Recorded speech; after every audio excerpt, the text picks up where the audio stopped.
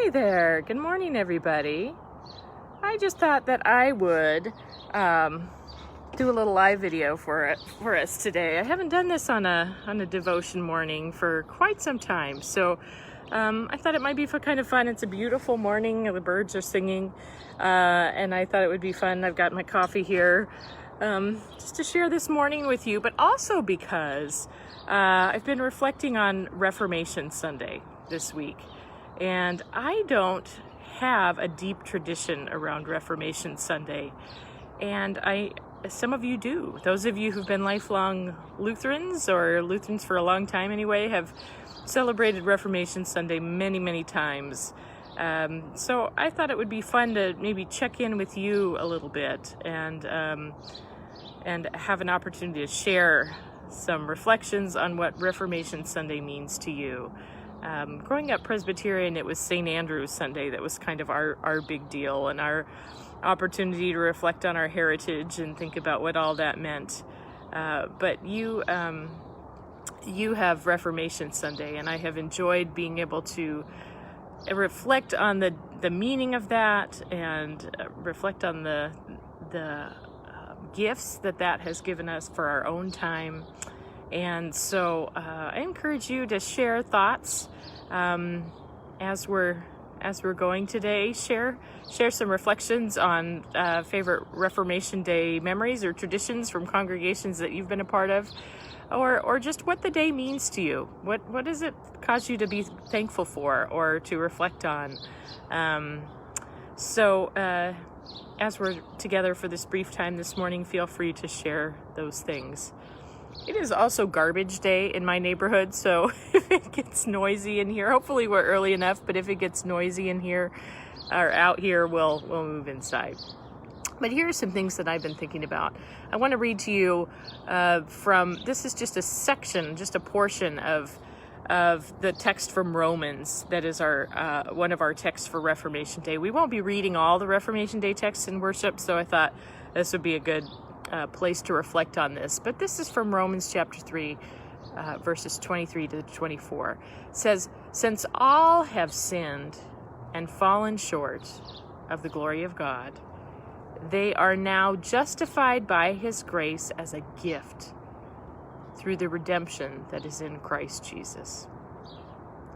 Since all have sinned and fall short of the glory of God, they are now justified by his grace as a gift through the redemption that is in Christ Jesus." You know, as I was thinking about Reformation Day coming up, I couldn't help but think back to my very first Reformation Day with you all at All Saints, which was for our 500th anniversary Reformation worship experience that we celebrated a few years ago. And do you remember that day? Were you there for that? Images flashed through my mind. Remember, we had stations spread out all around the campus and different activities going on, different sensory ways to engage with the themes of the Reformation. And so we had people gathered around craft tables, creating prayer garlands, passing the supplies back and forth. We had crowds of families in the fellowship hall decorating cookies to look like the Luther Rose, and our 8th graders were interpreting that symbolism for folks. We had people clustered in corners of the fellowship hall watching our youth put on some dramatic interpretations of the day. We had people praying in the choir room together. We had people listening to and singing hymn after hymn for Reformation Day in the sanctuary.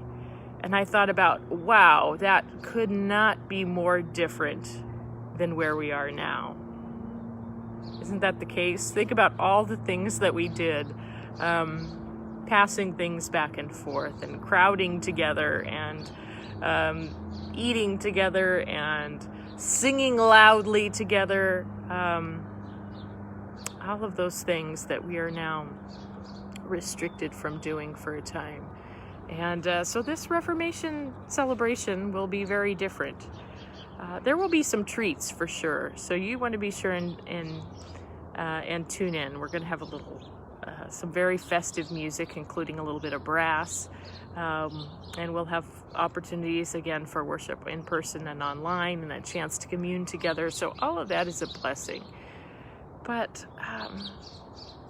it's sobering in a way to think about the difference in this Reformation Day. And so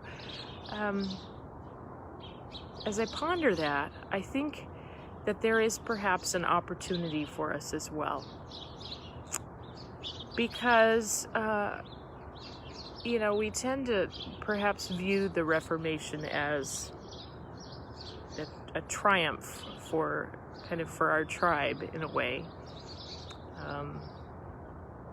Luther's triumph thereby bequeathed to us. But if we think about the themes that are at the heart and soul of the Reformation itself, that work was really a reclamation of God's redeeming work on behalf of humanity who could not free ourselves. Now, Luther was looking at people, worshipers, faithful folks, who were saddled with the additional burden of thinking not only were they sinful, not only had they imperiled their own salvation by the ways they had fallen short, but then they had to continue working, paying, in order to rectify that situation. And the message of the Reformation really is that on our own, we can't free ourselves. On our own, we are lost, we are vulnerable, we are in need, and we can't fix what's broken, right? In many ways, that is our situation in this pandemic, but that is also our spiritual state in reality. Our best efforts fall short, whether it's in worship or in our personal lives or just in trying to be imitators of Christ. We fall short. We are imperfect. And yet, even in this state, God saw fit to join us, to rescue us, to impute Christ's own righteousness upon us, and to pronounce us worthy of favor and salvation. Not because we were being or doing good, but rather because it was so obvious that we needed help. And because it is in God's nature to love us even in our imperfections. And that profound, astounding truth, I think, is all the more poignant in this Reformation Day. All the more important for us to recognize and realize in the face of forces that seem so enormous and so beyond our control, that God came to rescue us in Christ precisely because we were facing forces beyond our control and we needed help from outside ourselves, and that help continues to come to us to redeem us and to heal us.